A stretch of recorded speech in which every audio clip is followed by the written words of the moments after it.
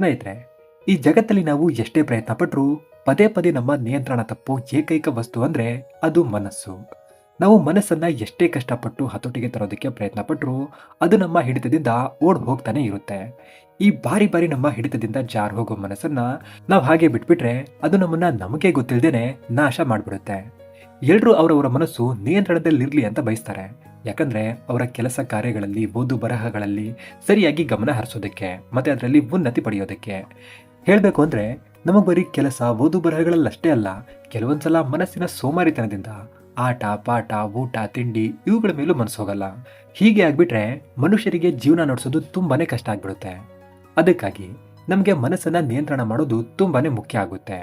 ಆದ್ರೆ ಮನಸ್ಸನ್ನ ನಿಯಂತ್ರಣ ಮಾಡೋ ವಿಚಾರದಲ್ಲಿ ಎಲ್ಲರ ಮನಸ್ಸಲ್ಲಿ ಬರೋ ಒಂದು ಸಾಮಾನ್ಯ ಪ್ರಶ್ನೆ ಅಂದ್ರೆ ಹೇಗೆ ಮನಸ್ಸನ್ನ ಕಂಟ್ರೋಲ್ ಮಾಡಬೇಕು, ಅದರಿಂದ ತುಂಬಾನೇ ಒಳ್ಳೇದಾಗುತ್ತೆ ಅನ್ನೋದು ನಮಗೂ ಗೊತ್ತು.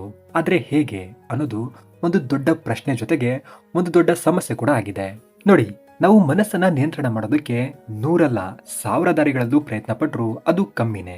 ಯಾಕಂದ್ರೆ ಮನಸ್ಸನ್ನ ಎಷ್ಟು ಕಾಂಪ್ಲಿಕೇಟೆಡ್ ಆಗಿ ಡಿಸೈನ್ ಮಾಡಿದ್ದಾರೆ ಅಂದ್ರೆ ಅದನ್ನೇ ನಮ್ಮ ಕಂಟ್ರೋಲಿಗೆ ಬಂತು, ನಮ್ ಎಲ್ಲಾ ಕೆಲಸ ಒಂದ್ ರೇಂಜಿಗೆ ಆಗ್ತಿದೆ ಅಂತ ನಮಗೆ ಯಾವಾಗ ಅನ್ಸುತ್ತೋ ಅದೇ ಟೈಮಿಗೆ, ಕರೆಕ್ಟಾಗಿ ಅದೇ ಟೈಮಿಗೆ ನಮ್ಮ ಮನಸ್ಸು ನಮಗೆ ಕೈಕೊಟ್ಟು ಬೇಡದ ವಿಚಾರಗಳಲ್ಲಿ ಸಿಲುಕಿ ನಮ್ಮ ಧ್ಯಾನ ಭಂಗ ಮಾಡಿ ನಮ್ಮ ಕೆಲಸವನ್ನ ದಾರಿ ತಪ್ಪಿಸ್ಬಿಡುತ್ತೆ. ಅದಕ್ಕೆ ಹೇಳಿದ್ದು ಮನಸ್ಸನ್ನ ಕಂಟ್ರೋಲ್ ಮಾಡೋದಕ್ಕೆ 100 1000 ದಾರಿ ಇದ್ರೂ ಕಮ್ಮಿನೇ ಅಂತ. ಯಾಕೆ ಹೀಗಂದ್ರೆ ಜಗತ್ತಲ್ಲಿ ಯಾವ್ದಾದ್ರು ವಿಷಯದ ಬಗ್ಗೆ ತಿಳ್ಕೊಳ್ಳೋದಕ್ಕೆ ಅಂತ್ಯನೇ ಇಲ್ಲದೆ ಇರೋ ಅದ್ಭುತ ವಿಷಯ ಅಂದ್ರೆ ಅದು ಮನಸ್ಸಿನ ಬಗ್ಗೆ. ನೋಡಿ, ಮನಸ್ಸು ಅಷ್ಟೊಂದು ಸುಲಭವಾಗಿ ಹತೋಟಿಗೆ ಯಾಕೆ ಬರಲ್ಲ ಅಂದ್ರೆ ಮನಸ್ಸು ಒಂದು ಪುಟ್ಟ ಮಗು ಇದ್ದಾಗೆ. ಮಗುವಿಗೆ ನಾವೆಷ್ಟೇ ಆರೋಗ್ಯಕರವಾದ ಸಿರಪ್ ಇಲ್ಲ ಔಷಧಿ ತಿನ್ನಿಸ್ತೀವಿ ಅಂದ್ರೂ ಅದು ಬೇಡ ಅಂತಾನೆ ಹೇಳೋದು. ಅದರ ಟೇಸ್ಟ್ ಅದಕ್ಕಿಷ್ಟ ಆಗಲ್ಲ, ಅದಕ್ಕೆ ಮಗು ಔಷಧಿ ಬೇಡ ಅನ್ನುತ್ತೆ. ಅದೇ ಅದಕ್ಕೊಂದು ಚಾಕ್ಲೇಟ್ ಕೊಟ್ಟು ನೋಡಿ, ಲಪ ಲಪ ಅಂತ ತಿನ್ನುತ್ತೆ. ಯಾಕಂದ್ರೆ ಅದು ಸಿಹಿಯಾಗಿ ನಾಲಿಗೆಗೆ ಹಿತ ಕೊಡುತ್ತೆ. ಅದಕ್ಕೆ ಈಗ ಮಗು ಚಾಕ್ಲೇಟ್ ತುಂಬಾ ಚೆನ್ನಾಗಿ ತಿಂತಿದೆ ಅಂತ ಅದಕ್ಕೆಲ್ಲಾದ್ರೂ ಬರೀ ಚಾಕ್ಲೇಟೇ ತಿನ್ನಿಸ್ತಾ ಹೋದ್ರೆ ಅದೇನ್ ಬೇಡ ಅನ್ನಲ್ಲ, ಇನ್ನೂ ಕೊಡಿ ಅನ್ನುತ್ತೆ. ಆದ್ರೆ ಅದರ ಆರೋಗ್ಯದ ಗತಿ ಅಧೋಗತಿ ಆಗ್ಬಿಡುತ್ತೆ. ಆದ್ರೆ ಮಗುಗೆ ಇಷ್ಟ ಇಲ್ಲ, ಅಳ್ತಿದೆ, ಹಠ ಮಾಡ್ತಿದೆ ಅಂದ್ರು ಒಬ್ಳು ತಾಯಿ ಹೇಗೆ ಕಷ್ಟಪಟ್ಟು ಬೇರೆ ಬೇರೆ ದಾರಿ ಹುಡುಕಿ ಮಗುಗೆ ಔಷಧಿ ತಿನ್ನಿಸಿ ಅದರ ಆರೋಗ್ಯ ಕಾಪಾಡ್ತಾಳೋ ಹಾಗೆ ನಾವು ಕೂಡ ನಮ್ಮ ಮನಸ್ಸಿಗೆ ಈ ಬೇಡವಾದ ಆಲೋಚನೆಗಳು, ಚಿಂತೆ, ಅತಿಯಾದ ಎಂಟರ್ಟೈನ್ಮೆಂಟ್ ಅನ್ನೋ ಚಾಕ್ಲೇಟ್ ಕೊಡೋದನ್ನ ಕಮ್ಮಿ ಮಾಡಿ ಅದು ಬೇಡ ಅಂದ್ರು ಒಳ್ಳೆ ವಿಚಾರಗಳು, ಒಳ್ಳೊಳ್ಳೆ ಭಾವನೆಗಳು, ಒಳ್ಳೆ ಕೆಲಸಗಳು ಅನ್ನೋ ಔಷಧಿಯನ್ನ ಪ್ರೀತಿಯಿಂದ ತಿನ್ನಿಸಿ ಅದನ್ನ ಹತೋಟಿಗೆ ತರಬೇಕಾಗುತ್ತೆ. ನಾವೆಲ್ಲಾದ್ರೂ ಮನಸ್ಸನ್ನ ಕಷ್ಟಪಟ್ಟು ನಿಯಂತ್ರಣಕ್ಕೆ ತರ್ತೀವಿ ಅಂತ ಹೊರಟ್ರೆ ನೋಡಿ, ಪ್ರಯತ್ನ ಪಟ್ರೆ ಏನೋ 4 ದಿನ, ಬೇಡ 1 ವಾರ ಅನ್ಕೊಳ್ಳಿ ಅಷ್ಟೇ. ಅದಾದ್ಮೇಲೆ ನಮ್ಮ ಮನಸ್ಸು 1 ವಾರದಿಂದ ಉರಿತಿರೋ ಈ ಹಠ, ಮೋಟಿವೇಶನ್ ಅನ್ನೋ ಬೆಂಕಿನ ಸಲೀಸಾಗಿ ಆರಿಸ್ಬಿಡುತ್ತೆ. ಅದಾದ್ಮೇಲೆ ಆ ವಾರದಲ್ಲಿ ಎಷ್ಟು ಕಷ್ಟಪಟ್ಟು ಮನಸ್ಸನ್ನ ಕಂಟ್ರೋಲ್ ಮಾಡೋ ಪ್ರಯತ್ನ ಪಟ್ಟಿದ್ವೋ ಅದ್ರ ಡಬಲ್ ಟ್ರಿಬಲ್ ಟೈಮ್ ವೇಸ್ಟ್ ಮಾಡಿಸುತ್ತೆ. ಇಷ್ಟು ದಿನ ನೀನ್ ನನ್ನ ರುಬ್ಬಿದ್ಯಾ, ಈಗ ನಾನು ನಿನ್ನ ರುಬ್ತೀನಿ ಅಂತ. ಅದಕ್ಕೆ ಈ ಡಿಸ್ಟ್ರಾಕ್ಷನ್ ಕಾಲದಲ್ಲಿ ಮನಸ್ಸನ್ನ ಕಷ್ಟಪಟ್ಟಲ್ಲ, ಇಷ್ಟಪಟ್ಟು ಅಲ್ಲ, ಟ್ರಿಕ್ ಮಾಡಿ ಅದಕ್ಕೆ ಗೊತ್ತಿಲ್ದಿರೋ ಹಾಗೆ ಅದನ್ನ ದಾರಿಗೆ ತರಬೇಕಾಗುತ್ತೆ. ಇಲ್ಲಿವರೆಗೂ ವಿಡಿಯೋ ನೋಡ್ತಿದ್ದೀರಾ ಅಂದ್ರೆ ನಿಮ್ಗೆ ಈ ಟಾಪಿಕ್ ಅಲ್ಲಿ ಇಂಟ್ರೆಸ್ಟ್ ಇದೆ ಅಂತ ಆಯ್ತು. ಸರಿ, ಹಾಗಾದ್ರೆ ವಿಡಿಯೋನ ಗಮನ ಇಟ್ಟು ಪೂರ್ತಿ ನೋಡಿ. ಇದರಲ್ಲಿ ಒಬ್ರು ಬೌದ್ಧ ಭಿಕ್ಷು ಅವರು ಮನಸ್ಸನ್ನ ನಿಯಂತ್ರಣಕ್ಕೆ ತರೋದಕ್ಕೆ ಒಂದು ತುಂಬಾನೇ ಸಿಂಪಲ್ ಆಗಿರೋ ಟ್ರಿಕ್ ಹೇಳ್ಕೊಡ್ತಾರೆ.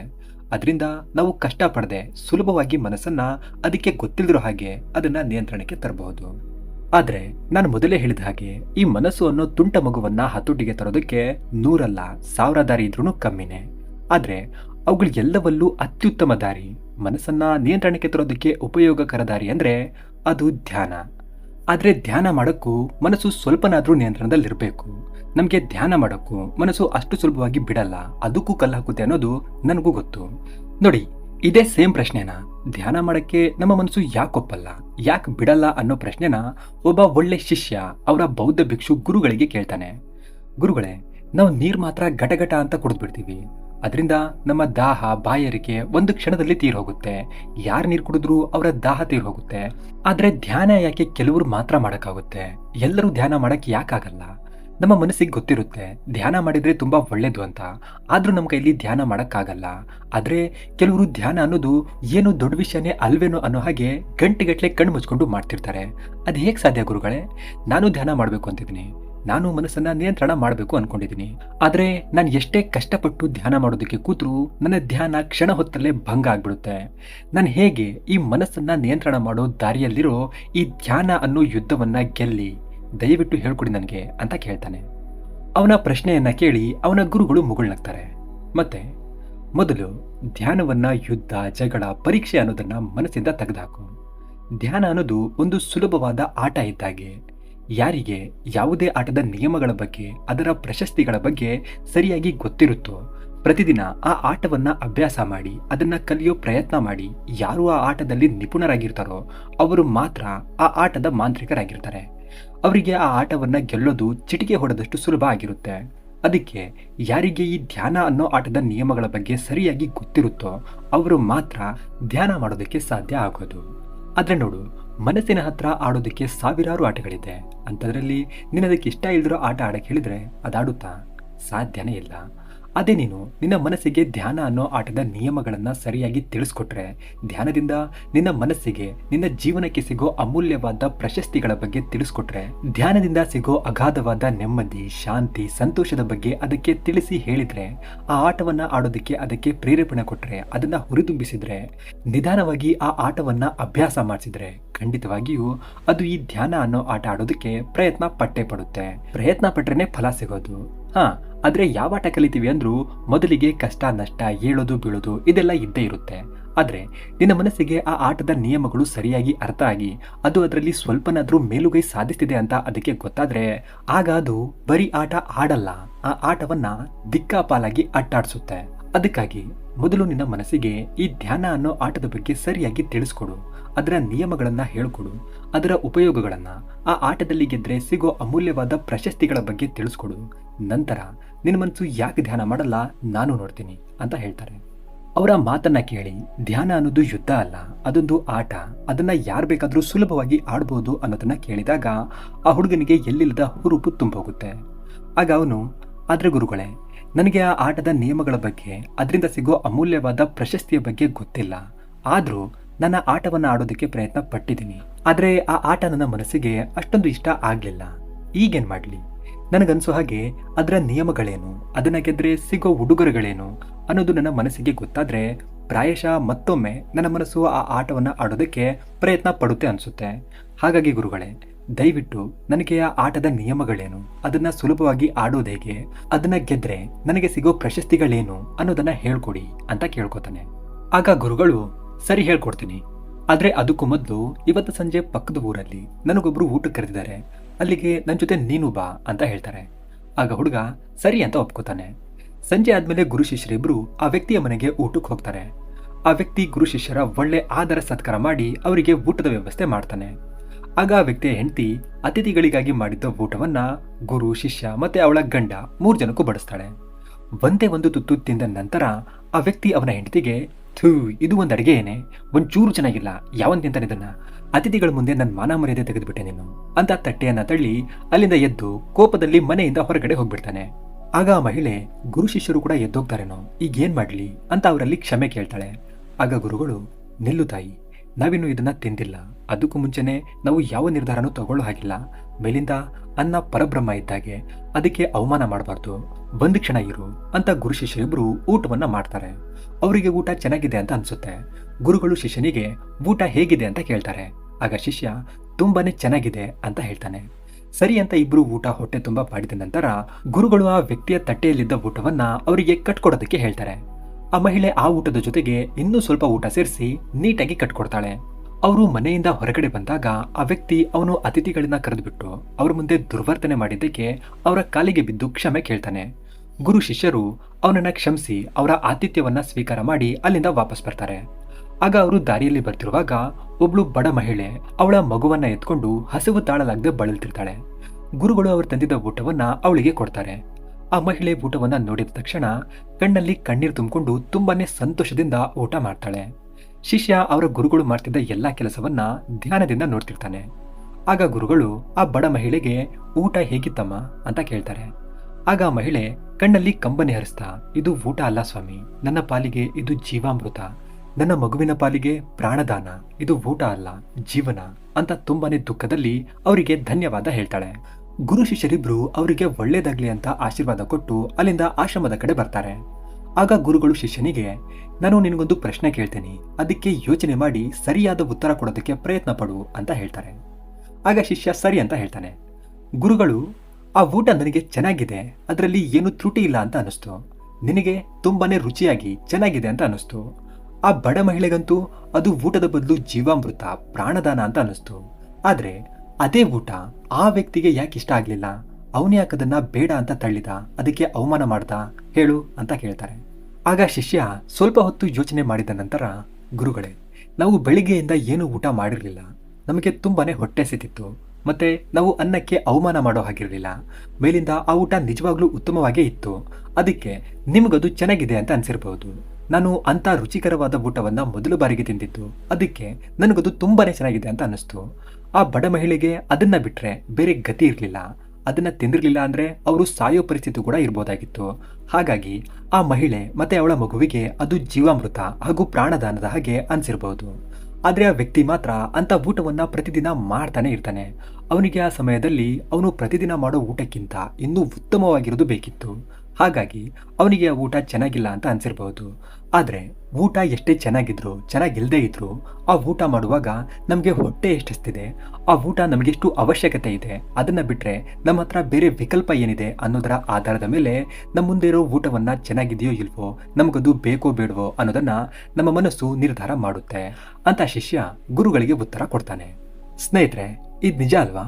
ನಮ್ಮ ಮುಂದೆ ಇರೋ ಊಟ ತಿನ್ನೋದು ಬಿಟ್ರೆ ನಮ್ಮ ಹತ್ರ ಬೇರೆ ಯಾವುದೇ ಆಪ್ಷನ್ ಇಲ್ಲ, ಅದನ್ನ ತಿನ್ಲೇಬೇಕು. ಇಲ್ಲ ಹೊಟ್ಟೆ ಹಸಿವು ತಾಳಕ್ಕಾಗದೆ ತಲೆ ತಿರುಗಿ ಬಿದ್ದುಬಿಡ್ತೀವಿ ಅಂತ ನಮಗೆ ಅನ್ನಿಸ್ದಾಗ ಅನ್ನ ಸಾಂಬಾರಲ್ಲಿ ಉಪ್ಪು ಜಾಸ್ತಿ ಆಗಿದ್ರೆ ಮಜ್ಜಿಗೆನೋ ಮೊಸರು ಹಾಕೊಂಡು ಅದನ್ನ ಬ್ಯಾಲೆನ್ಸ್ ಮಾಡಿ ತಿಂತೀವಿ. ಉಪ್ಪು ಕಮ್ಮಿ ಆಗಿದ್ರೆ ಉಪ್ಪು ಹಾಕೊಂಡು ತಿಂತೀವಿ. ಇಲ್ಲ ಆ ಊಟವನ್ನ ತಿನ್ನೋದು ಬಿಟ್ರೆ ನಮ್ಗೇನು ಗತಿನೇ ಇಲ್ಲ ಅಂತ ಗೊತ್ತಾದಾಗ ನಮ್ಮ ಮುಂದೆ ಇರೋ ಊಟ ಸ್ವಲ್ಪ ಹೆಚ್ಚು ಕಮ್ಮಿ ಆಗಿದ್ರು ನಾವು ಅದನ್ನ ಅಡ್ಜಸ್ಟ್ ಮಾಡ್ಕೊಂಡು ತಿಂದೇ ತಿಂತೀವಿ. ಅದೇ ಮನೆಯಲ್ಲಿ ಮಾಡಿರೋ ಊಟ ನಾವು ಎಕ್ಸ್ಪೆಕ್ಟ್ ಮಾಡಿರೋ ಹಾಗಿಲ್ಲ. ಅದರಲ್ಲಿ ಉಪ್ಪು, ಹುಳಿ, ಖಾರ ಸ್ವಲ್ಪ ಹೆಚ್ಚು ಕಮ್ಮಿ ಇದ್ದು ಪಕ್ಕದಲ್ಲಿ ಯಾವುದಾದ್ರೂ ಹೋಟೆಲ್, ಎಗ್ರೇಸ್ ಸೆಂಟರ್, ಬೇಕರಿ ಓಪನ್ ಇದ್ರೆ, ಆನ್ಲೈನಲ್ಲಿ ಊಟ ತರಿಸೋ ಆಪ್ಷನ್ ನಮ್ಮ ಹತ್ರ ಇದ್ರೆ ನಾವಾಗ ಮನೇಲಿ ಹೆಚ್ಚು ಕಮ್ಮಿ ಆಗಿರೋ ಆ ಊಟವನ್ನ ತಿಂತೀವ? ಸಾಧ್ಯನೇ ಇಲ್ಲ. ದುಡ್ಡಿಲ್ಲ ಅಂದ್ರು ಫ್ರೆಂಡ್ಸ್ ಹತ್ರ ಸಾಲ ಮಾಡಿ ಆದ್ರೂ ನಾವು ಹೊರಗಡೆ ಹೋಗಿ ತಿಂತೀವಿ ಹೊರತು ಮನೇಲಿ ಮಾಡಿರೋ ಆ ಊಟವನ್ನ ಮಾತ್ರ ತಿನ್ನಲ್ಲ. ಎಲ್ಲ ನಮ್ಮ ಹಸಿವು, ಅವಶ್ಯಕತೆ, ನಮ್ಮ ಮುಂದೆ ಇರೋ ವಿಕಲ್ಪಗಳ ಆಧಾರದ ಮೇಲೆನೆ ನಾವು ನಮ್ಮ ಜೀವನದ ಎಲ್ಲಾ ಕೆಲಸಗಳನ್ನ ಮಾಡೋದು, ಹೌದಲ್ವಾ? ಶಿಷ್ಯನ ಉತ್ತರ ಕೇಳಿ ಗುರುಗಳಿಗೆ ತುಂಬಾನೇ ಸಂತೋಷ ಆಗುತ್ತೆ. ಆಗ ಅವರು, ಇವತ್ತು ನಡೆದ ಘಟನೆಗೂ ಈ ಧ್ಯಾನದ ಆಟಕ್ಕೂ ಏನಾದ್ರೂ ಸಂಬಂಧ ಇದೆ ಅಂತ ಅನಿಸ್ತಾ ನಿನ್ಗೆ ಅಂತ ಕೇಳ್ತಾರೆ. ಹುಡುಗ ಹೇಳ್ತಾನೆ, ಇಲ್ಲ ಗುರುಗಳೇ, ನಾನು ಅದ್ರ ಬಗ್ಗೆ ಮರ್ತೇ ಹೋಗಿದ್ದೀನಿ ಅಂತ ಹೇಳ್ತಾನೆ. ಆಗ ಗುರುಗಳು, ಇದನ್ನೇ ನಾನು ನಿನಗೆ ಹೇಳೋದಕ್ಕೆ ಪ್ರಯತ್ನ ಪಟ್ಟಿದ್ದು. ಹೇಗೆ ನಿನ್ನ ಮನಸ್ಸು ಇವತ್ತಿನ ಈ ಘಟನೆಗಳಿಂದ ನಿನ್ನ ಮುಖ್ಯ ಉದ್ದೇಶ ಧ್ಯಾನವನ್ನೇ ಮರೆಸಿಬಿಡ್ತೋ, ಹಾಗೆ ಧ್ಯಾನದ ಆಟ ಆಡುವಾಗಲೂ ಅಷ್ಟೇ ಒಂದ್ಸಲ ನಮ್ಮ ಮನಸ್ಸು ಈ ಧ್ಯಾನದ ಆಟದಲ್ಲಿ ಮುಳುಗ್ಬಿಡ್ತು ಅಂದ್ರೆ ಜಗತ್ತಿನ ಎಲ್ಲಾ ವಿಷಯವೂ ಮರ್ತೋಗಿ ನೀನು ಯಾವ ಒಂದು ವಿಷಯ ಬೇಕು ಅಂತ ನಿನ್ನ ಮನಸ್ಸಿಗೆ ಹೇಳ್ತೀಯೋ ಅದ್ರ ಮೇಲಷ್ಟೇ ನಿನ್ನ ಮನಸ್ಸು ಧ್ಯಾನ ಕೊಡುತ್ತೆ. ಆದ್ರೆ ಅದಾಗಬೇಕು ಅಂದ್ರೆ ಧ್ಯಾನ ಮಾಡೋದಕ್ಕೆ ನಿನ್ನಲ್ಲಿ ಹಂಬಲತೆ ಎಷ್ಟಿದೆ, ಧ್ಯಾನಕ್ಕೋಸ್ಕರ ನಿನ್ನಲ್ಲಿ ಹಸಿವೆಷ್ಟಿದೆ, ನಿನಗೆ ಅದರ ಅವಶ್ಯಕತೆ ಎಷ್ಟಿದೆ, ಅದನ್ನ ಮಾಡೋದಕ್ಕೆ ನೀನು ನಿನ್ನ ಮೋಜು ಮಸ್ತಿಯನ್ನ ಎಷ್ಟರ ಮಟ್ಟಿಗೆ ಬಿಟ್ಟು ಅದನ್ನ ಮಾಡಬಲ್ಲೆ ಅನ್ನೋದರ ಮೇಲೆ ಈ ಆಟದಲ್ಲಿ ನೀನು ನಿಪುಣ ಆಗ್ತೀಯೋ, ಇಲ್ಲ ಎಲ್ರ ಹಾಗೆ 2 ದಿನ 5-5 ನಿಮಿಷ ಮಾಡಿ ಬಿಟ್ಬಿಡ್ತೀಯೋ ಅನ್ನೋದು ನಿನ್ನ ಮೇಲೆ ಅವಲಂಬನೆ ಆಗಿದೆ. ಹೇಗೆ ಊಟ ಮಾಡಲಿಲ್ಲ ಅಂದರೆ ನಾವು ಹಸಿವು ತಾಳಕ್ಕಾಗದೆ ಸತ್ತೋಗ್ತೀವೋ ಅನ್ನೋ ಭಯ ಇರುತ್ತೋ, ಹಾಗೆ ಧ್ಯಾನ ಮಾಡಲಿಲ್ಲ ಅಂದರೆ ನಮ್ಮ ಜೀವನ ಹಾಳಾಗ್ಬಿಡುತ್ತೆ ಅನ್ನೋ ಭಯದ ಭಾವನೆಯನ್ನು ನಾವು ನಮ್ಮ ಮನಸ್ಸಿಗೆ ಅರ್ಥ ಮಾಡಿಸಿ ಅದನ್ನು ಮಾಡೋದಕ್ಕೆ ಪ್ರಯತ್ನ ಪಡಬೇಕು. ಆದರೆ ಧ್ಯಾನದ ಒಂದು ವಿಶೇಷತೆ ಏನು ಅಂದರೆ, ಧ್ಯಾನ ಮಾಡ್ತಾ ಮಾಡ್ತಾ ನೀನು ಅದರಲ್ಲಿ ಸ್ವಲ್ಪನಾದರೂ ಮುಂದುವರಿತಿದ್ಯಾ ಅಂತ ನಿನ್ನ ಮನಸ್ಸಿಗೆ ಗೊತ್ತಾದರೆ ಅದು ಆಟೋಮೆಟಿಕ್ ಆಗಿ ನಿನ್ನ ಮನಸ್ಸಿಂದ ನೀನು ಸೃಷ್ಟಿ ಮಾಡಿರೋ ಭಯದ ಭಾವನೆಯನ್ನು ಸಹ ತೆಗೆದಾಗ್ಬಿಡುತ್ತೆ. ಮತ್ತೆ ನೀನು ಧ್ಯಾನ ಮಾಡೋದಕ್ಕೆ ಪ್ರಯತ್ನ ಪಡೋದೇ ಬೇಡ, ನಿನ್ನ ಮನಸ್ಸು ನಿನಗೆ ಗೊತ್ತಿಲ್ಲದೆ ನಿನ್ನ ಹತ್ರ ಧ್ಯಾನ ಮಾಡಿಸುತ್ತೆ. ಧ್ಯಾನದ ನಿಯಮಗಳೇನು, ಅದನ್ನ ಸುಲಭವಾಗಿ ಮಾಡೋದು ಹೇಗೆ ಅನ್ನೋದಕ್ಕಿಂತ ಮೊದಲು ಅದರಿಂದ ಸಿಗೋ ಪ್ರಶಸ್ತಿಗಳೇನು, ಅದರಿಂದ ಆಗೋ ಉಪಯೋಗಗಳೇನು ಅನ್ನೋದನ್ನ ಮೊದಲು ಹೇಳ್ತೀನಿ ಕೇಳು. ಧ್ಯಾನದ ಉಪಯೋಗಗಳು ನಿನ್ನ ಮನಸ್ಸಲ್ಲಿ ಯಾವಾಗಲೂ ಓಡಾಡ್ತಿದ್ರೆ ಮನಸ್ಸು ಅದನ್ನ ಮರೆಯಕ್ಕಾಗದೆ ನಿನ್ನ ಖಾಲಿ ಸಮಯದಲ್ಲಿ ಧ್ಯಾನ ಮಾಡೋದಕ್ಕೆ ನಿನ್ನನ್ನು ಮುಂದೆ ತಳ್ಳುತ್ತೆ. ನನಗದು ಬೇಕು, ಅದರಿಂದ ಸಿಗೋ ಲಾಭಗಳು ನನಗೆ ಬೇಕು, ನನಗದರ ಕೊಡಿಸು ಅಂತ ನನಗೆ ತಾನಾಗೆ ಧ್ಯಾನ ಮಾಡೋದಕ್ಕೆ ಮನಸ್ಸು ಪ್ರೇರೇಪಣೆ ಕೊಡುತ್ತೆ. ಗುರುಗಳು ಮುಂದೆ ಹೇಳ್ತಾರೆ, ಧ್ಯಾನದ ಉಪಯೋಗಗಳನ್ನು ತಿಳ್ಕೊಳ್ಳೋ ಮೊದಲು ಧ್ಯಾನದ ಉದ್ದೇಶವನ್ನ ತಿಳ್ಕೊ. ಧ್ಯಾನ ಮಾಡೋದರ ಉದ್ದೇಶ ಎಲ್ಲ ವಿಚಾರಗಳನ್ನ ನಮ್ಮ ಮನಸ್ಸಿಂದ ಹೊರ ಹಾಕೋದು ಅಥವಾ ವಿಚಾರಗಳೇ ಬರ್ದೇ ಇರೋ ಹಾಗೆ ತಡೆ ಹಿಡಿಯೋದಲ್ಲ. ಧ್ಯಾನದ ಉದ್ದೇಶ ಒಂದು ವಿಚಾರದ ಮೇಲೆ ನಮ್ಮ ಪೂರ್ಣ ಗಮನ ಇರೋ ಹಾಗೆ ಮಾಡೋದು. ನಮ್ಮ ಮನಸ್ಸು ಯಾವಾಗಲೂ ಆ ವಿಚಾರದಿಂದ ಈ ವಿಚಾರಕ್ಕೆ, ಈ ವಿಚಾರದಿಂದ ಆ ವಿಚಾರಕ್ಕೆ ಕೋತಿ ಹಾಗೆ ಜಿಗಿತಾನೆ ಇರುತ್ತೆ. ಈ ಪ್ರಕ್ರಿಯೆಯನ್ನ ನಿಲ್ಲಿಸಿ ಒಂದು ವಿಷಯದ ಮೇಲೆ ಪೂರ್ಣ ಗಮನ ಕೊಡೋದನ್ನ ಧ್ಯಾನ ಅಂತಾರೆ. ಎಲ್ಲೋ ಯಾವುದೋ ವಿಷಯದಲ್ಲಿ ಕಳೆದೋಗಿರೋ ನಮ್ಮ ಮನಸ್ಸನ್ನ ಈಗಿನ ಈ ಕ್ಷಣದಲ್ಲಿ ನಮ್ಮ ಶರೀರದ ಜೊತೆ ಒಡನಾಟ ಮಾಡಿಸೋ ಪ್ರಕ್ರಿಯೆಯನ್ನ ಧ್ಯಾನ ಅಂತಾರೆ. ನಮ್ಮ ಶರೀರ ಹಾಗೂ ಎಲ್ಲೋ ಇರೋ ನಮ್ಮ ಮನದ ಅಂತರವನ್ನ ಕಡಿಮೆ ಮಾಡಿಸೋ ವಿಧಿಯನ್ನ ಧ್ಯಾನ ಅಂತಾರೆ. ನೋಡು, ಧ್ಯಾನ ಅಂದರೆ ತುಂಬ ಜನ ಶಾಂತಿ, ತಾಳ್ಮೆ, ಮನಸ್ಸಿನ ಶಕ್ತಿ ಅಂತ ಏನೇನೋ ಅನ್ಕೊಂಡಿರ್ತಾರೆ. ಆದರೆ ಧ್ಯಾನ ಅನ್ನೋದು ಶಾಂತಿ ಅಲ್ಲ, ಅದು ಅಪಾರ ಶಾಂತಿಯ ಸಾಗರದ ದ್ವಾರ ಇದ್ದ ಹಾಗೆ. ಧ್ಯಾನ ಅನ್ನೋದು ಒಂದು ಬಾಗಿಲು. ಶಾಂತಿ, ತಾಳ್ಮೆ, ಸಹನೆಯನ್ನು ಸಮುದ್ರವನ್ನು ಸೇರೋದಕ್ಕೆ ನಮ್ಮ ಮುಂದೆ ಇರೋ ಬಾಗಿಲದು. ಆ ಬಾಗಿಲನ್ನು ದಾಟಿದ್ರೆ ಆ ಅನಂತ ಶಾಂತಿ ಅನ್ನೋ ಸಾಗರವನ್ನು ನಾವು ಅನುಭವ ಮಾಡಬಹುದು. ಧ್ಯಾನ ಮಾಡೋದೇ ಶಾಂತಿ ಅಲ್ಲ, ಧ್ಯಾನದಿಂದ ಶಾಂತಿ ಸಿಗುತ್ತೆ. ಇದನ್ನ ಅರ್ಥ ಮಾಡ್ಕೊ. ಮುಂದೆ ಕೇಳು, ಪ್ರತಿದಿನ ಧ್ಯಾನ ಮಾಡೋದ್ರಿಂದ ಆಗೋ ಉಪಯೋಗಗಳನ್ನು. ಧ್ಯಾನದಿಂದ ಮೊದಲು ನಿನ್ನಲ್ಲಿರೋ ಸಂಕೋಚ, ಭಯದ ಮನಸ್ಥಿತಿ ದೂರ ಆಗುತ್ತೆ. ಈಗಿನ ಈ ಕ್ಷಣವನ್ನು ಪೂರ್ಣ ಪ್ರಜ್ಞೆಯಿಂದ ಬಳಸೋ ಸಾಮರ್ಥ್ಯ ನಿನ್ನಲ್ಲಿ ಮೂಡುತ್ತೆ. ಧ್ಯಾನದಿಂದ ನಿನ್ನ ಆತ್ಮವಿಶ್ವಾಸ ಹೆಚ್ಚುತ್ತೆ. ಧ್ಯಾನ ಮಾಡೋದ್ರಿಂದ ನಿನ್ನ ಮನಸ್ಸು ನಿನ್ನ ನಿಯಂತ್ರಣದಲ್ಲಿರುತ್ತೆ. ಅದರಿಂದ ನೀನು ನಿನಗೆ ಬೇಕಾದ ವಿಷಯದಲ್ಲಿ ನಿನ್ನ ಪೂರ್ಣ ಶಕ್ತಿಯಿಂದ ವಿಚಾರ ವಿಮರ್ಶೆ ಮಾಡಿ ಆ ಸ್ಥಿತಿಯನ್ನ ಗೆಲ್ಲಬಹುದು. ಧ್ಯಾನದಿಂದ ನಿನ್ನ ಮನಸ್ಸು ಸದಾ ಶಾಂತವಾಗಿರುತ್ತೆ. ಶಾಂತ ಮನಸ್ಥಿತಿ ಯಾರಲ್ಲಿರುತ್ತೋ ಆ ವ್ಯಕ್ತಿಯ ಜೊತೆ ಪ್ರಕೃತಿಯ ಒಡನಾಟ ಹೆಚ್ಚುತ್ತೆ. ಅಂದ್ರೆ ಜಗತ್ತಿನಲ್ಲಿ ನಡೆಯೋ ಎಲ್ಲ ವಿಷಯಗಳು ಹಾಗೂ ಘಟನೆಗಳಿಂದ ನಿನಗೆ ಏನಾದರೂ ಒಂದು ಸೂಚನೆಗಳು ಅಥವಾ ಅವುಗಳಿಂದ ನಿನಗೆ ಏನಾದರೂ ಕಲಿಯೋದಕ್ಕೆ ಸಿಗುತ್ತೆ. ಧ್ಯಾನದಿಂದ ನಿನ್ನ ಮನಸ್ಸಿನ ಚಡಪಡಿಕೆ, ಯಾವುದನ್ನ ನೀನು ಮಾಡ್ಲೋ ಬೇಡವೋ, ಅದಾದ್ರೆ ಏನ್ ಮಾಡೋದು, ಇದಾದ್ರೆ ಏನ್ ಮಾಡೋದು ಅಂತ ಚಡಪಡಿಸ್ತಿರ್ತೀಯೋ, ಆ ಭಯ ಅಥವಾ ಒತ್ತಡದ ಚಡಪಡಿಕೆ ಕಮ್ಮಿಯಾಗಿ ಒಂದೇ ಒಂದು ಕ್ಷಣದಲ್ಲಿ ನಿನ್ನ ಮನಸ್ಸಿನ ಸಹಾಯದಿಂದ ಉತ್ತಮ ನಿರ್ಣಯ ತಗೊಳ್ಳೋ ಶಕ್ತಿ ನಿನ್ನಲ್ಲಿ ಮೂಡುತ್ತೆ. ಧ್ಯಾನ ಮಾಡೋದ್ರಿಂದ ನಿನ್ನ ಎಲ್ಲ ಕೆಲಸಗಳಲ್ಲೂ ಗಮನ ಹೆಚ್ಚುತ್ತೆ. ಹಾಗೂ ನೀನು ಮಾಡ್ತಿರೋ ಮುಖ್ಯ ಕೆಲಸದ ಮೇಲೆ ಗಮನ ಕೊಡೋದನ್ನ ಬಿಟ್ಟು ನಿನ್ನ ಮನಸ್ಸು ಬೇರೆ ವಿಚಾರದ ಕಡೆ ಪಲಾಯನ ಮಾಡೋದನ್ನ ನಿಲ್ಲಿಸಿ ಒಂದು ವಿಚಾರವನ್ನ ಸಂಪೂರ್ಣ ಮಾಡೋದಕ್ಕೆ ನಿನಗೆ ಸಹಾಯ ಮಾಡುತ್ತೆ. ಧ್ಯಾನದಿಂದ ನಿನ್ನಲ್ಲಿ ವಿವೇಚನೆ ಹೆಚ್ಚುತ್ತೆ. ಕ್ಷುಲ್ಲಕ ವಿಚಾರಗಳಿಂದ ನಿನ್ನಲ್ಲಿ ಉತ್ಪತ್ತಿಯಾಗೋ ಕೋಪ ಕಡಿಮೆಯಾಗುತ್ತೆ. ಧ್ಯಾನದಿಂದ ನಿನ್ನಲ್ಲಿ ಸಹಾನುಭೂತಿ ಹೆಚ್ಚುತ್ತೆ. ನಿನ್ನ ಮಾನಸಿಕ ಒತ್ತಡ ಪೂರ್ಣ ಪ್ರಮಾಣದಲ್ಲಿ ಕಡಿಮೆಯಾಗುತ್ತೆ. ನಿನ್ನ ಅಂತರ್ಮನದಲ್ಲಿ ಸೋಮಾರಿತನ ಕಡಿಮೆಯಾಗಿ ಎಲ್ಲ ಕೆಲಸಗಳಲ್ಲೂ ಉತ್ಸಾಹ ಹೆಚ್ಚುತ್ತೆ. ಧ್ಯಾನದಿಂದ ನಿನ್ನಲ್ಲಿ ಸೃಜನಶೀಲತೆ ಅಂದ್ರೆ ಕ್ರಿಯೇಟಿವಿಟಿ ಹೆಚ್ಚುತ್ತೆ. ನಿನ್ನ ಮನಸ್ಸಿನ ಕೆಟ್ಟ ಆತಂಕಗಳು ಕಡಿಮೆಯಾಗುತ್ತೆ. ಧ್ಯಾನದಿಂದ ನಿನ್ನ ನೆನಪಿನ ಶಕ್ತಿ ಕೂಡ ವೃದ್ಧಿಯಾಗುತ್ತೆ. ನಿನ್ನ ಮನಸ್ಸಿನ ಆರೋಗ್ಯ ವೃದ್ಧಿಯಾಗಿ ಅದರಿಂದ ನಿನ್ನ ಶರೀರದ ಆರೋಗ್ಯ ಕೂಡ ಹೆಚ್ಚುತ್ತೆ. ಪ್ರತಿದಿನ ಒಂದು ಕ್ಷಣ ಧ್ಯಾನ ಮಾಡೋದ್ರಿಂದ ನೀನು ಸದಾ ಹಸನ್ಮುಖಿಯಾಗಿರ್ತೀಯ. ಮತ್ತೆ ನಿನ್ನಲ್ಲಿ ಬೇಡವಾದ ವಿಚಾರಗಳಿಂದ ಮುಕ್ತಿ ಸಿಕ್ಕು ನಿನಗೆ ನೆಮ್ಮದಿಯ ನಿದ್ದೆ ಸಹ ಬರುತ್ತೆ. ನಮ್ಮ ಮನಸ್ಸಿಂದ ನಮಗೆ ಸಾವಿರ ಅಲ್ಲ, ಲಕ್ಷಾಂತರ ಉಪಯೋಗಗಳು ಸಿಗುತ್ತೆ. ಅದಕ್ಕೆ ಮನಸ್ಸು ಬರೀ ಒಂದು ಸಾಗರ ಅಲ್ಲ, ಅದು ಅಂತ್ಯವೇ ಇಲ್ಲದ ಅನಂತ ಅಂತರಿಕ್ಷ ಇದ್ದ ಹಾಗೆ. ಆ ಅನಂತ ಉಪಯೋಗಗಳ ಅಂತರಿಕ್ಷದ ದ್ವಾರವೇ ಧ್ಯಾನ. ನೋಡು, ಧ್ಯಾನದಿಂದಷ್ಟೇ ಅಲ್ಲ, ಯಾವುದರಿಂದನೂ ಮನಸ್ಸನ್ನ ನಿಯಂತ್ರಣ ಮಾಡೋದು ಅಷ್ಟು ಸುಲಭ ಅಲ್ಲ. ಅದಕ್ಕೆ ಮನಸ್ಸನ್ನ ಅಂತ್ಯವೇ ಇಲ್ಲದ ಮಾಯಾಜಾಲ ಅಂತಲೂ ಹೇಳೋದು. ಆದರೆ ಧ್ಯಾನದಿಂದ ನಮ್ಮ ಮನಸ್ಸಲ್ಲಿ ಉತ್ಪತ್ತಿಯಾಗೋ ವಿಚಾರಗಳನ್ನ ಹಾಗೂ ನಮ್ಮ ಅಕ್ಕಪಕ್ಕದ ಘಟನೆಗಳಿಂದ ನಮ್ಮ ಮನದ ಮೇಲಾಗೋ ಪರಿಣಾಮಗಳನ್ನ ತಡೆ ಹಿಡಿಬಹುದು. ನಮ್ಮ ಜೀವನದಲ್ಲಿ ಕಷ್ಟ ಸುಖಗಳು ಮೊದಲು ಬರೋದೇ ನಮ್ಮ ಮನಸ್ಸಲ್ಲಿ ಮೂಡೋ ಆಸೆ, ಆಕಾಂಕ್ಷೆ, ವಿಚಾರಗಳಿಂದ. ಆ ವಿಚಾರಗಳ ಆಧಾರದ ಮೇಲೆನೆ ನಮ್ಮ ಶರೀರ ಕೆಲಸ ಮಾಡೋದು. ಮತ್ತೆ ಆ ಕೆಲಸಗಳ ಆಧಾರದ ಮೇಲೆನೆ ನಮಗೆ ಫಲ ಸಿಗೋದು. ನಮ್ಮ ಜೀವನದಲ್ಲಿ ಏನಾದರೂ ಮೇಲೆ ಕೆಳಗೆ ಏರುಪೇರು ಆಗ್ತಿದೆ ಅಂದ್ರೆ ಅದಕ್ಕೆ ಒಂದೇ ಒಂದು ಏಕಮಾತ್ರ ಕಾರಣ ನಮ್ಮ ಮನಸ್ಸನ್ನ ಬಿಟ್ರೆ ನಮ್ಮ ಒಳ್ಳೆ ಮಿತ್ರನೂ ಯಾರೂ ಇಲ್ಲ. ಅದರಲ್ಲಿ ಉತ್ಪತ್ತಿಯಾಗೋ ವಿಚಾರಗಳನ್ನ ಸರಿಯಾದ ರೀತಿಯಲ್ಲಿ ನಿಯಂತ್ರಣ ಮಾಡಲಿಲ್ಲ ಅಂದ್ರೆ ನಮ್ಮ ಮನಸ್ಸಿಂದನೇ ದೊಡ್ಡ ಕೆಟ್ಟ ಶತ್ರು ಕೂಡ ಇನ್ನೊಬ್ಬ ಇಲ್ಲ. ಯಾರು ಮನಸ್ಸನ್ನ ಗೆದ್ದಿರ್ತಾನೋ ಅವನು ಆ ಭಗವಂತನನ್ನೇ ಗೆದ್ದ ಹಾಗೆ. ಯಾರು ಆ ಭಗವಂತನನ್ನ ಗೆದ್ದಿರ್ತಾನೋ ಅವನಿಗೆ ಜಗದ ಯಾವ ಕೆಲಸ, ಯಾವ ಸಾಧನೆ ತಾನೇ ಅಸಾಧ್ಯ ಹೇಳು. ಗುರುಗಳು ಮುಂದೆ ಹೇಳ್ತಾರೆ, ಅದಕ್ಕೆ ಜಗತ್ತಲ್ಲಿ ನಿನಗೇನು ಬೇಕೋ ಅದನ್ನೆಲ್ಲ ನೀನು ಪಡ್ಕೋಬೇಕು ಅಂದರೆ ಮೊದಲು ನಿನ್ನ ಮನಸ್ಸು ನಿನ್ನ ನಿಯಂತ್ರಣದಲ್ಲಿರಬೇಕಾಗುತ್ತೆ. ಮತ್ತೆ ಮನಸ್ಸನ್ನು ನಿಯಂತ್ರಣ ಮಾಡೋದಕ್ಕೆ ಅತಿ ಉತ್ತಮವಾದ ಮಾರ್ಗ ಧ್ಯಾನ. ಧ್ಯಾನದಿಂದ ಸಿಗೋ ಈ ಎಲ್ಲ ಫಲಗಳನ್ನು, ಅದರ ಉಪಯೋಗಗಳನ್ನು ನಿನ್ನ ಮನಸ್ಸಲ್ಲಿ ದೃಢವಾಗಿಡು. ನಿನ್ನ ಮನಸ್ಸಿಗೆ ಅದನ್ನು ಸರಿಯಾಗಿ ಅರ್ಥ ಮಾಡಿಸು.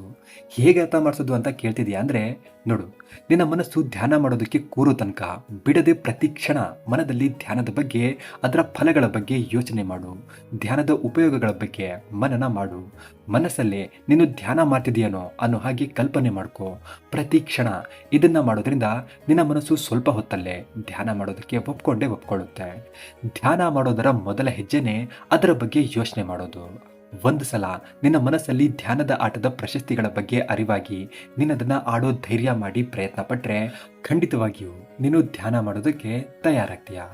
ಒಂದ್ಸಲ ನೀನು ಧ್ಯಾನ ಮಾಡೋದಕ್ಕೆ ತಯಾರಾದ್ರೆ ಮುಂದೆ ಬರೋ ವಿಷಯಗಳೇ ಧ್ಯಾನದ ಆಟದ ನಿಯಮಗಳು, ಮತ್ತೆ ಅದನ್ನ ಸುಲಭವಾಗಿ ಹೇಗಾಡೋದು ಅನ್ನೋದು. ಗುರುಗಳು ಧ್ಯಾನದ ಆಟದ ಪ್ರಶಸ್ತಿಗಳೇನು ಅನ್ನೋದು ಸರಿಯಾಗಿ ಅರ್ಥ ಆಯ್ತಲ್ವ ನಿನಗೆ ಅಂತ ಕೇಳ್ತಾರೆ. ಶಿಷ್ಯ ಹೇಳ್ತಾನೆ, ಹಾ ಗುರುಗಳೇ, ಅರ್ಥ ಆಯ್ತು. ನಾನೀಗ ಅದನ್ನ ಆಡಬೇಕು ಅಂತಿದ್ದೀನಿ. ದಯವಿಟ್ಟು ಅದನ್ನ ಸರಿಯಾಗಿ ಆಡೋದು ಹೇಗೆ, ಮತ್ತೆ ಅದರ ನಿಯಮಗಳೇನು, ಹಾಗೆ ಆ ಆಟ ಆಡೋದಕ್ಕೆ ಯಾವುದಾದ್ರೂ ಸುಲಭ ದಾರಿ ಇದೆಯಾ ಅನ್ನೋದನ್ನ ನನಗೆ ಹೇಳ್ಕೊಡಿ ಅಂತ ಕೇಳ್ಕೊತಾನೆ. ಗುರುಗಳು ಮುಂದೆ ಹೇಳ್ತಾರೆ, ಮುಂದೆ ಕೇಳು, ಧ್ಯಾನದ ಆಟವನ್ನ ಆಡೋ ರೀತಿ ಮತ್ತೆ ನಿಯಮಗಳನ್ನ. ಮೊದಲು ಈ ಆಟ ಆಡೋದಕ್ಕೆ ನಿನಗೊಂದು ಪ್ರಶಾಂತ ಸ್ಥಳದ ಅವಶ್ಯಕತೆ ಇದೆ. ಪ್ರಶಾಂತವಾದ ಸ್ಥಳ ಅಂದ ಕೂಡಲೇ ನದಿ ತೀರದಲ್ಲಿ, ಸಮುದ್ರದ ಪಕ್ಕದಲ್ಲಿ, ಬೆಟ್ಟದ ಮೇಲೆ ಅನ್ನೋ ಹಾಗೆ ದೊಡ್ಡ ದೊಡ್ಡದಾಗಿ ಯೋಚನೆ ಮಾಡಬೇಡ. ಆ ಸ್ಥಳ ಒಂದು ತಕ್ಕ ಮಟ್ಟಿನ ಪ್ರಶಾಂತ ಸ್ಥಳ ಆದರೂ ಸಾಕು. ಅಕ್ಕಪಕ್ಕದಲ್ಲಿ ಹೆಚ್ಚು ಶಬ್ದ ಆಗದಿರೋ ಸ್ಥಳ ಇದ್ರೂ ಸಾಕು. ಮನೆಯಲ್ಲಿ ಯಾವುದಾದ್ರೂ ಕೋಣೆಯಲ್ಲೂ ಸಹ ನಾವು ಧ್ಯಾನ ಮಾಡಬಹುದು. ಈಗ ಧ್ಯಾನದ ವಿಧಿಯನ್ನ ತಿಳ್ಕೊ. ಪ್ರಶಾಂತ ಸ್ಥಳದಲ್ಲಿ ಚಾಪೆ ಹಾಸಿ ಕೂತ್ಕೋಬೇಕು. ದೇಹ, ಬೆನ್ನು, ಕುತ್ತಿಗೆ ಮತ್ತು ಶಿರಸ್ಸು ಒಂದು ಸಮನಾಗಿರಬೇಕು. ಕೈಗಳನ್ನು ಯಾವುದಾದ್ರೂ ಒಂದು ಮುದ್ರೆ ಮಾಡಿ ತೊಡೆಗಳ ಮೇಲಿಟ್ಟಿರಬೇಕು. ಕಣ್ಣುಗಳನ್ನು ನಿಧಾನವಾಗಿ ಮುಚ್ಚಿ ದೀರ್ಘ ಉಸಿರಾಟದ ಮೂಲಕ ಉಸಿರನ್ನ ಒಳಗಡೆ ತಗೊಳ್ಳೋದು ಮತ್ತೆ ನಿಧಾನವಾಗಿ ಹೊರಗಡೆ ಬಿಡೋದನ್ನ ಮಾಡ್ತಾ ನಿನ್ನ ಪೂರ್ಣ ಗಮನವನ್ನ ನಿನ್ನ ಉಸಿರಿನ ಮೇಲಷ್ಟೇ ಇಟ್ಟಿರೋದಕ್ಕೆ ಅಥವಾ ನಿನ್ನ ಹೃದಯ ಬಡಿತದ ಶಬ್ದದ ಮೇಲೆ ಕೇಂದ್ರೀಕೃತ ಮಾಡೋ ಪ್ರಯತ್ನ ಪಡಬೇಕು. ಇಲ್ಲ, ದೀರ್ಘ ಉಸಿರಾಟ ಮಾಡ್ತಾ ಮನಸ್ಸಲ್ಲಿ ಯಾವುದಾದ್ರೂ ಪದದ ಉಚ್ಚಾರಣೆ ಮಾಡ್ತಾ ಆ ಪದದ ಮೇಲೂ ನಿನ್ನ ಗಮನವನ್ನ ಕೇಂದ್ರೀಕೃತ ಮಾಡಬಹುದು. ನೋಡು, ಮೊದಲಿಗೆ ನೀನು ಧ್ಯಾನವನ್ನ ಮಾಡೋದಕ್ಕೆ ಶುರು ಮಾಡಿದಾಗ ನಿನ್ನ ಮನಸ್ಸು ನೀನು ಇಷ್ಟು ದಿನ ನಿನ್ನ ಮನಸ್ಸಲ್ಲಿ ಸಂಗ್ರಹ ಮಾಡಿರೋ ವಿಚಾರಗಳ ಕಡೆ ಓಡುತ್ತೆ. ಆ ವಿಚಾರಗಳ ಸುನಾಮಿ ನಿನ್ನ ಕಣ್ಣನ್ನ ಒಂದೇ ಸಲ ತೆರೆಯೋ ಹಾಗೆ ಮಾಡುತ್ತೆ ಅಥವಾ ನಿನ್ನ ಧ್ಯಾನದಲ್ಲಿ ಭಂಗ ಉಂಟು ಮಾಡುತ್ತೆ. ಆ ಸ್ಥಿತಿಯನ್ನ ನೀನು ಸುಲಭವಾಗಿ ನಿಯಂತ್ರಣಕ್ಕೆ ತರೋದಕ್ಕೆ ಆಗೋದಿಲ್ಲ. ಆದರೆ ಅಂಥ ಸಮಯದಲ್ಲಿ ಯಾವುದೇ ಕಾರಣಕ್ಕೂ ಭಯ ಪಡಬೇಡ, ನಿರಾಶನಾಗಬೇಡ. ಮತ್ತೆ ಮೊದಲಿಂದ ಆ ಆಟವನ್ನ ಶುರು ಮಾಡೋ ಪ್ರಯತ್ನ ಪಡು. ಯಾಕಂದ್ರೆ ಈ ಧ್ಯಾನ ಅನ್ನೋ ಆಟದಲ್ಲಿ ನಿಪುಣರಾಗೋದಕ್ಕೆ ಮೊದಲು ಮಾಡಬೇಕಾಗಿರೋ ಕೆಲಸಗಳೇ ಸತತ ಪ್ರಯತ್ನ ಹಾಗೂ ನಿರಂತರ ಅಭ್ಯಾಸ. ಇದಾಯಿತು ಧ್ಯಾನದ ಆಟವನ್ನ ಆಡೋ ರೀತಿ.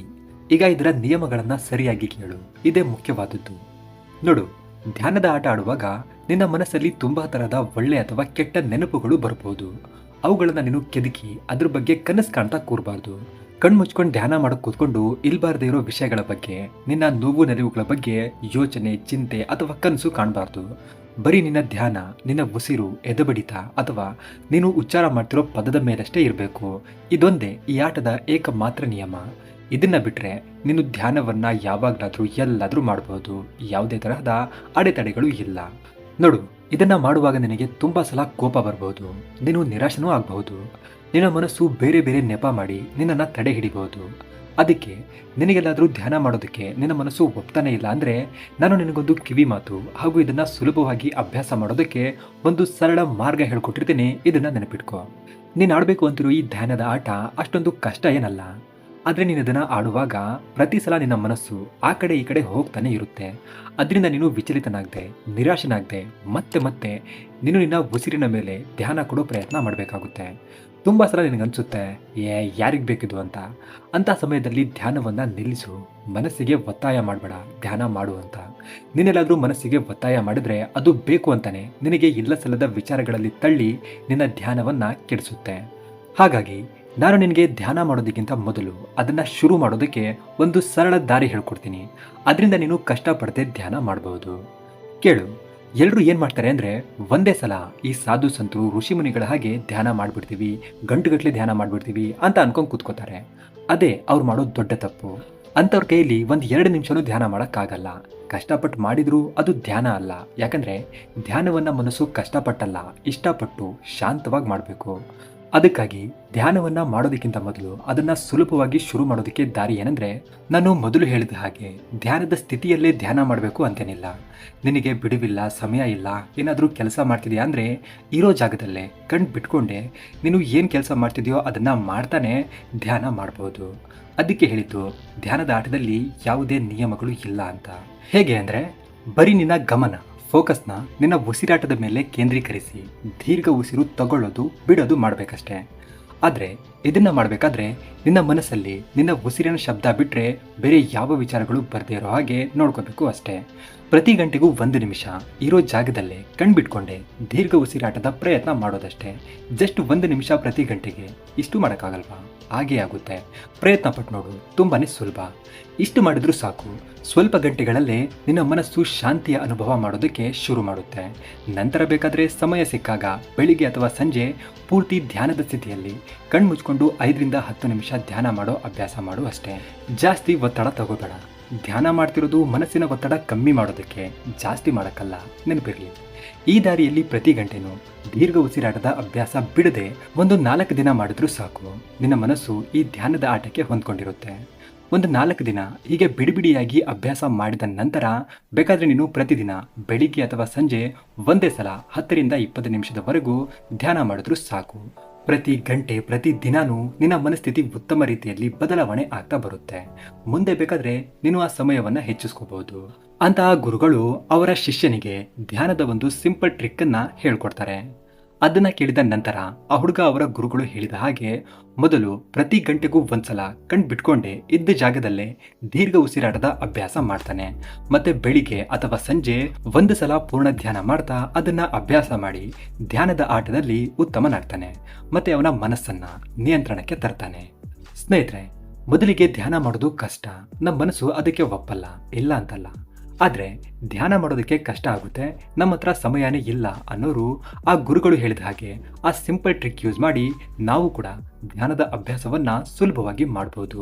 ಮತ್ತೆ ನಮ್ಮ ಮನಸ್ಸನ್ನ ನಿಯಂತ್ರಣಕ್ಕೆ ತರಬಹುದು. ನೋಡಿ, ಯಾಕೆ ಈ ಸಣ್ಣ ಟ್ರಿಕ್ ಅಂದ್ರೆ, ಯಾರೆಲ್ಲ ನಾವು ಒಂದೇ ಸಲ ಮನಸ್ಸನ್ನ ನಿಯಂತ್ರಣ ಮಾಡ್ಬಿಡ್ತೀವಿ, ಮನಸ್ಸಿದ್ದರೆ ಮಾರ್ಗ ಅಂತ ಒಂದೇ ಸಲ ಧ್ಯಾನ ಮಾಡಕ್ ಕೂತ್ಕೋತಾರೋ ಅವರು ಎಡುವುದು ಖಂಡಿತ. ಇಷ್ಟು ದಿನಗಳವರೆಗೂ ನಾವು ಸಮಯವನ್ನ ವ್ಯರ್ಥ ಮಾಡ್ಬಿಟ್ಟು ಇಲ್ಲ ಸಲದ ವಿಚಾರಗಳನ್ನ ನಮ್ಮ ಮನಸ್ಸಲ್ಲಿ ತುಂಬಿ ಒಂದೇ ಸಲ ಧ್ಯಾನ ಮಾಡ್ತೀನಿ ಅಂದ್ರೆ ಅದು ಸಾಧ್ಯನೇ ಇಲ್ಲ. ನಮ್ಮ ಮನಸ್ಸು ಅದಕ್ಕೆ ಬಿಡೋದು ಇಲ್ಲ. ಬಿಟ್ರು ಏನೊಂದು 2-3 ದಿನ ಕಷ್ಟಪಟ್ಟು ಧ್ಯಾನ ಮಾಡ್ಬೋದಷ್ಟೇ. ಆಮೇಲೆ ಯಾವುದೇ ಕಾರಣಕ್ಕೂ ನಮ್ಮ ಮನಸ್ಸು ಒಪ್ಪೋದಿಲ್ಲ, ನಮ್ಮನ್ನ ದಾರಿ ತಪ್ಪಿಸುತ್ತೆ. ಅದಕ್ಕೆ ಈ ಸಿಂಪಲ್ ಟ್ರಿಕ್. ಕಣ್ ಬಿಟ್ಕೊಂಡೆ ನಮ್ಮ ಉಸಿರಿನ ಮೇಲೆ, ನಮ್ಮ ಎದೆ ಬಡಿತದ ಮೇಲೆ ಗಮನ ಹರಿಸಿದ್ರೆ ಕಾಲ ಕಳೆದಂತೆ ನಮ್ಮ ಮನಸ್ಸು ಅದಕ್ಕೆ ಗೊತ್ತಿಲ್ಲದೆ ಅದಾಗದೆ ಶಾಂತವಾಗ್ತಾ ಬರುತ್ತೆ. ಮತ್ತೆ ಅದೇ ನಮಗೆ ಗೊತ್ತಿಲ್ದಿರೋ ಹಾಗೆ ಆಟೋಮೆಟಿಕ್ ಆಗಿ ನಮ್ಮ ಹತ್ರ ಧ್ಯಾನ ಮಾಡಿಸುತ್ತೆ. ಹಾಗಾಗಿ ನೀವೆಲ್ಲಾದ್ರೂ ಮನಸ್ಸನ್ನ ಶಾಂತವಾಗಿಡೋದಕ್ಕೆ ಧ್ಯಾನ ಮಾಡ್ತೀವಿ ಅನ್ನೋದಾದ್ರೆ ಒಂದೇ ಸಲ ಈ ಆಟಕ್ಕೆ ಧುಮುಕ್ಬೇಡಿ. ಮನಸ್ಸು ಯಾವುದೇ ಕಾರಣಕ್ಕೂ ಒಪ್ಪೋದಿಲ್ಲ. ಉಸಿರಿನ ಮೇಲೆ ಮೊದಲು ಗಮನ ಹರಿಸಿ ಪ್ರತಿ ಗಂಟೆ ಪ್ರತಿದಿನ ಬಿಡದೆ ಮಿಸ್ ಮಾಡದೆ ಕಣ್ ಬಿಟ್ಕೊಂಡೆ ಇದನ್ನ ಪ್ರಾಕ್ಟೀಸ್ ಮಾಡಿ. ಖಂಡಿತವಾಗಿಯೂ ನೀವು ಕೂಡ ಸ್ವಲ್ಪ ದಿನಗಳಲ್ಲಿ ಒಂದು ಜಾಗ ನೀಟಾಗಿ ಕುತ್ಕೊಂಡು 15 ರಿಂದ 20 ನಿಮಿಷದವರೆಗೂ ಜಗತ್ತನ್ನೇ ಮರೆತು ಧ್ಯಾನ ಮಾಡೋ ಕೆಪಾಸಿಟಿ ನಿಮ್ಮಲ್ಲೂ ಬೆಳೆಯುತ್ತೆ. ಗಂಟೆಗೊಂದ್ಸಲ ಉಸಿರಿನ ಮೇಲೆ ಧ್ಯಾನ ಕೊಡ್ತಾ ಪ್ರಾಕ್ಟೀಸ್ ಮಾಡಿ ನೋಡಿ. ಕೆಲವೇ ದಿನಗಳಲ್ಲಿ ನಿಮಗೆ ಗೊತ್ತಾಗುತ್ತೆ, ಮೊದಲಿಗೆ ಹೋಲಿಸಿದ್ರೆ ನೀವೆಷ್ಟು ಶಾಂತರಾಗಿದ್ದೀರಾ ಮತ್ತೆ ನಿಮ್ಮ ಕೆಲಸದಲ್ಲಿ ಮೊದಲಿಗಿಂತ ಎಷ್ಟು ಚುರುಕಾಗಿದ್ದೀರಾ ಅಂತ. ಧ್ಯಾನದ ಬಗ್ಗೆ ಭಗವದ್ಗೀತೆಯಲ್ಲಿ ಧ್ಯಾನ ಯೋಗ ಅನ್ನೋ ಅಧ್ಯಾಯದಲ್ಲಿ ತುಂಬಾ ಚೆನ್ನಾಗಿ ವರ್ಣನೆ ಮಾಡಲಾಗಿದೆ. ಧ್ಯಾನವನ್ನ ಹೇಗೆ ಮಾಡೋದು ಮತ್ತೆ ಅದರ ಉಪಯೋಗಗಳು ಏನೇನು ಅನ್ನೋದರ ಬಗ್ಗೆ ವರ್ಣನೆ ಇದೆ. ಅದರಿಂದ ಇನ್ಸ್ಪೈರ್ ಆಗಿ ನಾನು ಫೀಲ್ ಮಾಡಿರೋ ಅನುಭವವನ್ನ ಸೇರಿಸಿ ಈ ವಿಡಿಯೋ ಮಾಡೋದಕ್ಕೆ ಟ್ರೈ ಮಾಡಿದ್ದೀನಿ. ಕತೆ ಮತ್ತೆ ವಿಡಿಯೋ ಇಷ್ಟ ಆಗಿದ್ರೆ ಮರಿದೆ ಒಂದು ಲೈಕ್ ಮಾಡಿ. ಏನಾದರೂ ಹೇಳೋದು ಕೇಳೋದಿದ್ರೆ ಕಮೆಂಟ್ ಮಾಡಿ ತಿಳಿಸ್ಬೋದು. ಹಾಗೆ ಇದೇ ತರಹದ ಇಂಟ್ರೆಸ್ಟಿಂಗ್ ಟಾಪಿಕ್ಗಳ ಮೇಲೆ ನಿಮಗೆ ಇನ್ನಷ್ಟು ಕತೆಗಳು ವಿಡಿಯೋಗಳು ಬೇಕಾದ್ರೆ ಮರಿದೆ ನಮ್ಮ ಚಾನಲ್ನ ಸಬ್ಸ್ಕ್ರೈಬ್ ಮಾಡಿಕೊಂಡು ಬೆಲ್ ಐಕನ್ನ ಪ್ರೆಸ್ ಮಾಡ್ಕೊಳ್ಳಿ. ಹೊಸ ವಿಡಿಯೋ ಅಪ್ಲೋಡ್ ಆದ ತಕ್ಷಣ ನಿಮಗೆ ನೋಟಿಫಿಕೇಶನ್ ಸಿಗ್ತಿರುತ್ತೆ. Thank you for watching.